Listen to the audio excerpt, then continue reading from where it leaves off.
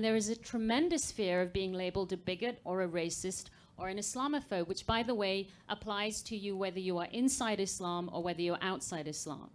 Any critic of the radical Islamic wing is branded as an enemy. You cannot disagree with them. You automatically fall into the category of an enemy. You can't, there is no debate with these people.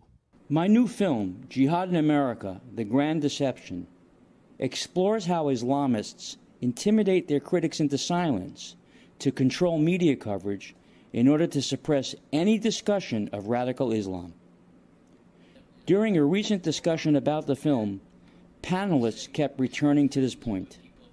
Anytime you condemn them, anytime you point out, the machinations and the deceit, they're going to label you an Islamophobe. And who wants to be that? It was just a technique to stigmatize their critics. It is also a convenient crutch to use when the facts are stacked against you. In 2010, the Illinois State Police invited an imam named Kifa Mustafa to be its first ever Muslim chaplain. Mustafa's public image had portrayed him as a moderate and someone active in interfaith dialogue. But Mustafa was also part of a Hamas support network in the United States called the Palestine Committee. It was created by the Muslim Brotherhood to help Hamas politically and financially. Mustafa was a paid fundraiser and performed in a singing troupe at Hamas rallies and fundraisers. Here, the troupe sings the praises of Hamas and jihad.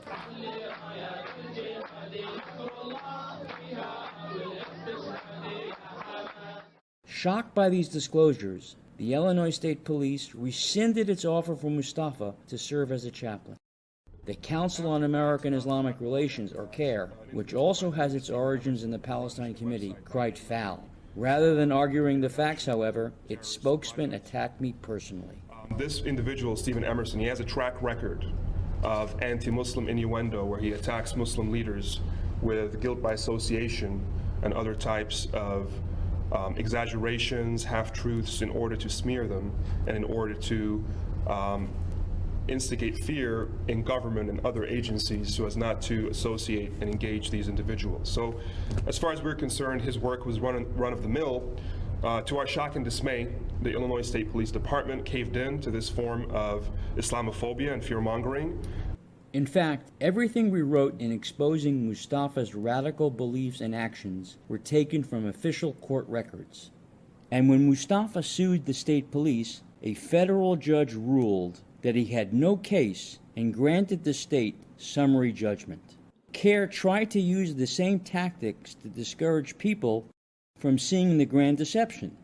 After an Orange County Register editorial writer praised the film, CAIR's top Los Angeles official wrote a rebuttal, but Hussein Alouche never identified anything in the film that he found incorrect or offensive. Instead, he called me names and cast me as a bigot.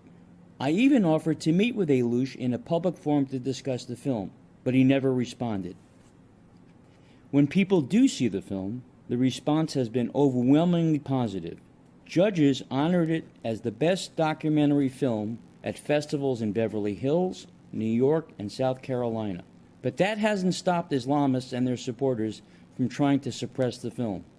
Roberto Rizzo, founder and president of the New York City International Film Festival, said he was lobbied not to accept The Grand Deception as soon as the festival's website posted that it had been accepted. We got a lot of emails and calls because they said, oh, you shouldn't show this film, it's because it's bad,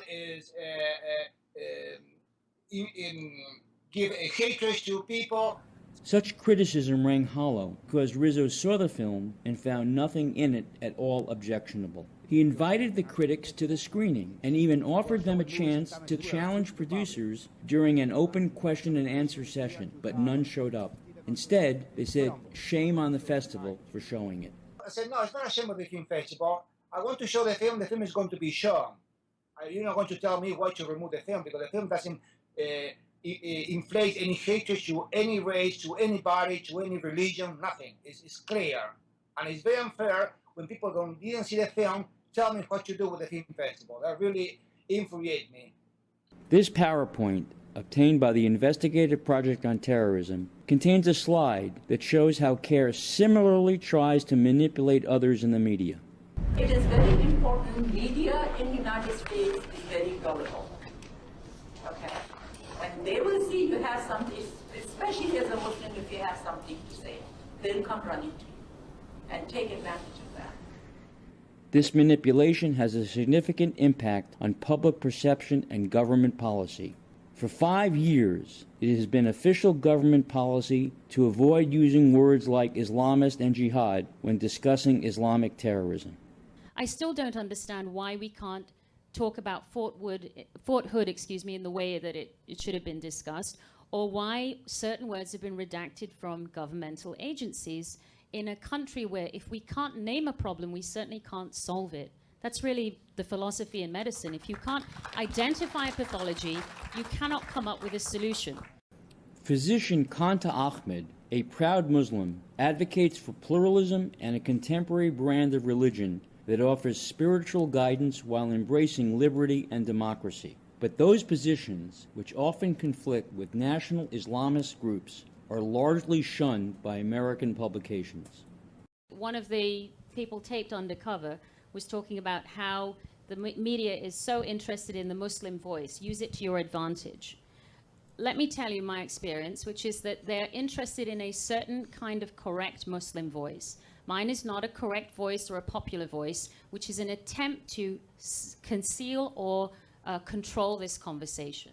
That kind of thinking pervades American academics as well, but Boston University professor Richard Landis is an exception. They're terrified of saying something that might offend Muslims, and so as a result you really have a terrible dilemma amongst academics.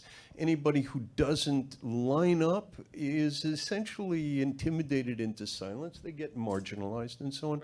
Public forums such as this one become all more important when the conversation about radical Islam is suppressed in so many places such as universities.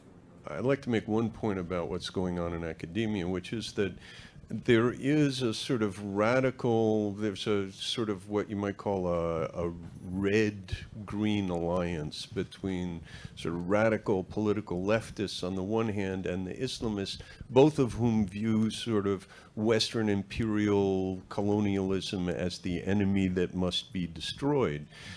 Academia is no longer, I mean, the term academia is supposed to mean freedom of speech. Academia is no longer a place where there really is freedom of speech. And the tragedy is that it's precisely people who represent the values that make academia possible who are the ones being silenced. We refuse to be silenced. Please look forward to our ongoing series of discussions on the growing influence of radical Islam in American society. And check back with us for information on our next event.